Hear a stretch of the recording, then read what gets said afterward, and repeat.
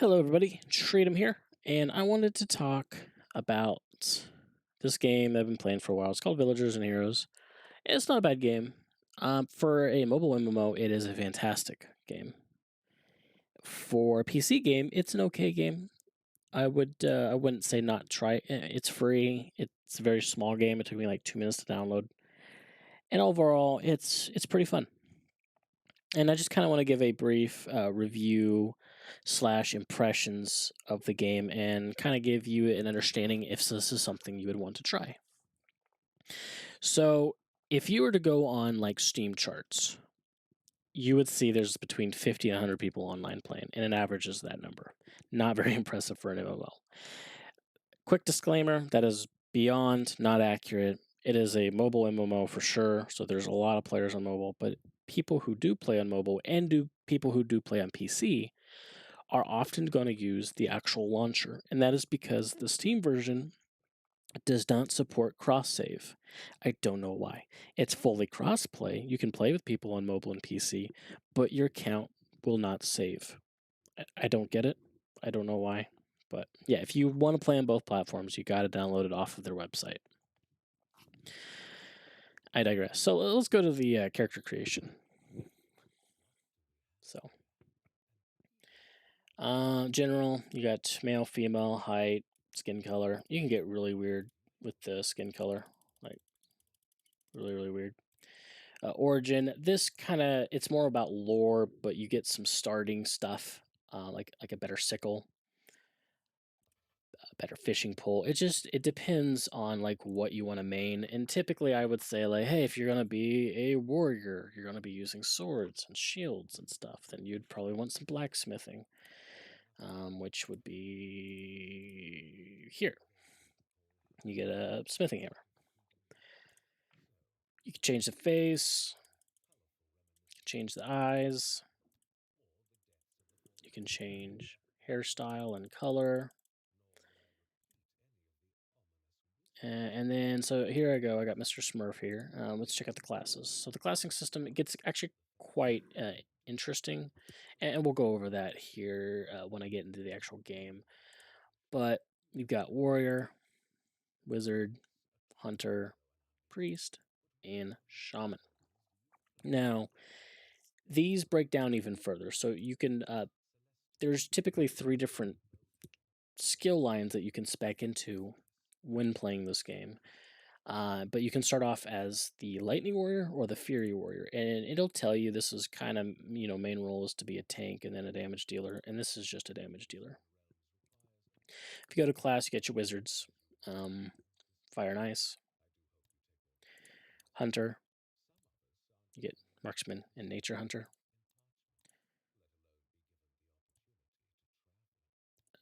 Okay, and you got your priest, get your holy and shadow priest, and then shaman. You've got your water shaman and your earth shaman.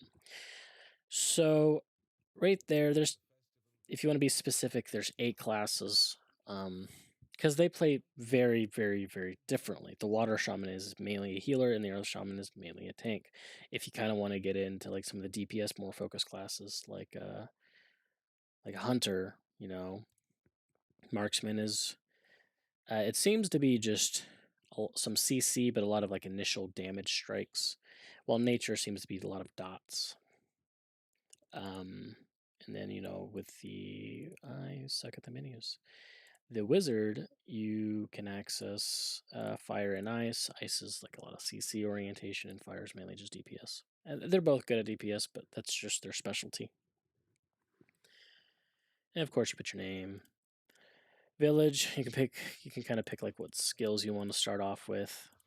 And then of course you get your house, which is just cosmetic. And we'll go over all that at a later date. So let's just cancel. As you can see, I have a level 5 hunter here. Now in this menu, you can enter straight into raids. I think you have to be level 20 to get your first raid, so I'm not going to be able to show you as at the moment. But yep, here's a raid. I guess there's different tiers, different rewards, and there's, as you complete this one, you can unlock these two, unlock that, and this one is coming next season, so that's actually kind of cool. So this is something that's in active development. You can probably look at YouTube videos on these raids to see how complex they are, and you look over here, and you've got different reward tracks, so you can be pretty competitive when it comes to trying to speed run these things. You even got leaderboards. You can see there's nice little set of leaderboards here. That's actually kind of cool. I think, are these people or guilds? Those are solo players. Okay, so these are 3-man raids. Oh, and let's just do all raids. You know what I mean? Like just all raids, and 6 parties. Cool. We got open top 100. So, yeah, it can be pretty competitive if that's something you want to enter. So let's go in the actual world.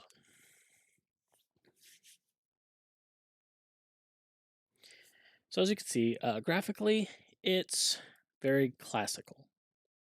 It's nothing to blow your mind, but because of this, it can run on pretty much any computer you throw at it, and it also runs on pretty much any phone you throw at it.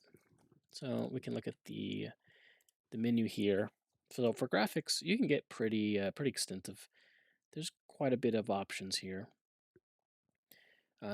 Sound, controls, other options. So just very basic menu options. I know a lot of people are very interested on the cash shop. So let's look at the cash shop.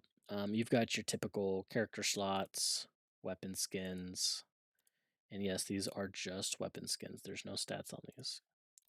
Wardrobe, if you want to make yourself look cool. You got toys and pets. Crafting and gathering. These are just kind of quality of life. Yes, they do boost you. They do speed you up. But this is just mainly just for crafting purposes and gathering. Enchantments are small boosts, but I mean they give some interesting things like nomish jumping. They pretty much just double your jumping. It says be permanently added to your character. It says the number are masters of invention. And it says increase your jump height by 100%. So all these are just quality of life things. All crafting costs are reduced by 5%. Let's see. Maximum health is increased by 5%. So one could say that would kind of make it pay to win because you can just outright buy 5% more health. This game has absolutely zero PvP in it. It's all PvE. So I mean that's just subjective. I don't think you're going to have a better time or a worse time with just having 5% extra yada yada yada yada defense health. So you could just take it as you will. It's subjective and it's totally up to you and how pay to win where that scales for you. Storage, of course, it's a free to play game. It's got storage bags. You got to pay for more storage slots. Sockets, we'll go over sockets in a little bit. Mode of Yorick just kind of speeds up the crafting. RNG chests. This is the monthly sub you can pay for $7. Gives you access to free teleports. This crappy thing, yeah, whatever. Double XP is actually pretty good, especially when you get in later games and it takes longer to level up. Having double XP is really nice, and you get some daily loot as well. And mounts. So these are just different mounts that you can buy. Unicorn, if you like unicorns.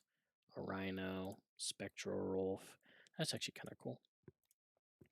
And there, if you just want to support the game, it is there if you wanted to do that. This one, it's a mount, sure. This is new, honestly, Equinox. I have not seen these. These seem to be just more mounts. Some skins, I guess. I don't. Honestly, I don't know. I couldn't tell you. All this stuff is new to me personally. But it just seems to be more things you can give them money for, and then you got your starter packs. So, this just gives you some epic beginner's gear, plus some XP bonuses for like 30. I think it's like $2. But yeah, so that's what you can pay for. Everything in the game is, as far as like in-game stuff, it is fully free. There is no paywalls. You can play the in-game and raid with all your best friends without paying any money, if that's what you wanted to do. All right, let's get into the way the classes work. So here is your stats. Exciting. Your gear. It's exciting. But let's get into talents. This is where I think the game kind of like steps out of the typical MMO genre. So you can pick between marksman, nature, and survival. Just because I picked nature at the beginning doesn't mean I'm forced to use nature stuff. I can equip some marksman gear and I'll start getting marksman stuff as drops. It goes off of whatever mastery you have. So my nature mastery is 14, my marksman mastery is only 3. So more than likely, I'm going to be getting nature gear. If I don't want nature gear, I can just craft a bunch of marksman stuff and I'll start getting marksman gear. And some of the really epic loot you get, it lets you choose what one you want. So you're not stuck with, and you can blend the two if you really wanted to. But the way these things work is like your nature shots have a 35% chance to envenom your target, dealing 200% standard level nature damage over 6 seconds. And then, of course, maxing this out, I get a bonus effect. So it says your nature shots deal damage, also slows your targets for 45% for 5 seconds. Really good for trying to cut your enemies. You can go over here to survival. I put a point in the barb heads. It says your feats that are single target shots deal 1% increased damage. Right now, all my stuff are single target, so they do 1% more damage. You can max this out, being that it gives you 1% each time. It's going to be a 20% damage bonus. And you get a ultimate. It's called Steady. It says you inspire all nearby enemies, boosting masteries by 10% for 10 minutes. That is kind of pog, not gonna lie. Mastery is kind of how effective your abilities are. So me having that ability, I can make the healers heal more, the tanks more tanky, the damage do more damage. I can just buff everyone for 10 minutes. Who cares how this thing has a 3.5-second cooldown, but 10 minutes, that's actually kind of crazy. Can be cast while mounted or while invisible. That's pretty cool. And it gets very extensive. You can't have all of these. So you got to really pick and choose on how you want to build your character. Now, at level 30, 45, 60, 75, 90, you can reset your character back to square one with enhanced XP rating. And I think it'll grant you 5 additional permanent talent points if that's something you want to do. People say you don't have to do it. I say 25 extra hero points is kind of big. I can max out an additional skill tree that I wouldn't have been able to do before. Do you have to do it to beat the game per se? Like get all the content done? A lot of people say no, but 25 hero points. Yeah. That's just I don't know if I would be able to do that. Just having to restart at level 1, even if it is enhanced. That's a lot of grinding. A lot of grinding. As you can see, let's check out. So the way abilities work is there are runes, which you use these sockets, which you've seen these before. These will insert additional sockets in the gear that you're wearing, allowing you to take on more passives. And let's see, I don't have any other bows. I can't show you at this second. But let's open augmentation. And let's take this. This is a pair of boots I just made. And keep in mind, crafting is definitely something you'll want to get into because when you're crafting, the runes on a crafting gear is different than drop gear. So if there's specific abilities you want on craftable gear, you gotta craft it, or at least pay someone to do it for you. Here's some other shoes. Next. So here, let's unselect that. Let's unselect that. This pair of boots comes with 2 unlocked sockets. Now, if these were active abilities, they would be circle, kind of like if you were to look over here on this is my abilities. You see other circle, and if you were to look on my bow, you see there's square and there's circle.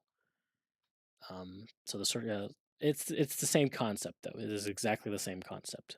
So with this boots, I can have 2 free. Boom, boom, boom. So let's actually take a look at mine that I have on right now because they're pretty good. And let's go to augmentation.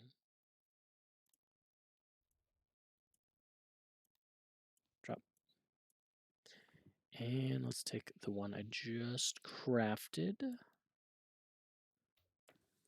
I think I'm getting hurt. Here, let's kill this thing real quick. I think that guy brought him over here. Oh well, we can take care of him. No problem at all. Sorry about that. So I got the boots that I want.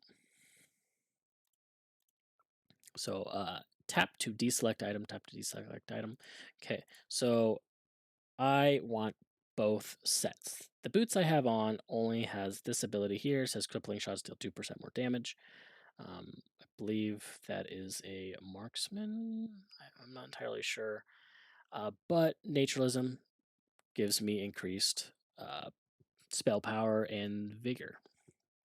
So we'll hit next, and it will cost 0 sockets because it automatically had 2 unlocked sockets. If I were to add a third one, I would have to use one of these sockets. Now, as long as you're not blowing through your sockets, you should be fine. You should be all right. But you can't just be blowing through your sockets just because you've got them. All right, so we are going to want this one. So yeah, this is the currently ones I have equipped because it's 39 power versus this one is this one's 40 power. But because since this is like a more rare item, it's going to be better. So let's go ahead and augment. All right. Oh, actually, I did it backwards. Oh well, it's fine.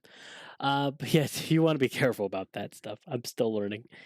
But anyways, yeah, there. I augmented it. That's just how the abilities and passives work in this game. All right. Let's take a look at the map. The map is kind of big. There are a lot of zones. A lot of zones. Now, the way dungeons work in this game is they're not instant-based dungeons. They are like you would see in like an old EQ game. You load into an area, and there could be other people that are grinding, and you can go in there and you can grind with them. It's not instance-based. It's very, very old school in that fashion. The questing in this game is decent. They got good writing, funny writing. It does stop at a certain point and it'll continue. That was a long time ago. I don't know if they fixed it, but back when I played this game a while ago, they cut the questing at a certain point. And it's just because they didn't finish it. And then you would have to spend all this time grinding to get to a certain level to be able to continue it into a different region. Hopefully they've resolved that issue, or at least just added some more quests to it to make that grind less. But, you can always hope. But overall, I think this game is really solid. There is a whole village system where you can farm and raise animals. There's a ton of crafting that you can do, crafting all your gear, your potions, your food, your weapons. Just there's a lot there I haven't really got into. I just kind of wanted to give a brief as being this is almost 20-minute long video. There's a lot to the game, and if you guys want, I can get more in depth with some of these features. And I can definitely play more of this game. It is a lot of fun. It's just if that's what you guys want, interested in, if this community wants a content creator for this game, I honestly wouldn't mind because this is a really good game. As basic as it is, it's still good. And if you want a good MMO on your phone, this is the one to play with. So if you liked the video, hit the like button. If you didn't like it, hit the dislike button. Let me know what I could do to improve the video. I always want to improve. This is like my 5th recording. And overall, I hope I did a decent job. And if you want to see more content like this or have any other videos you want me to make, let me know and I will be sure to do that. Thank you and have a fantastic day. Treat them out.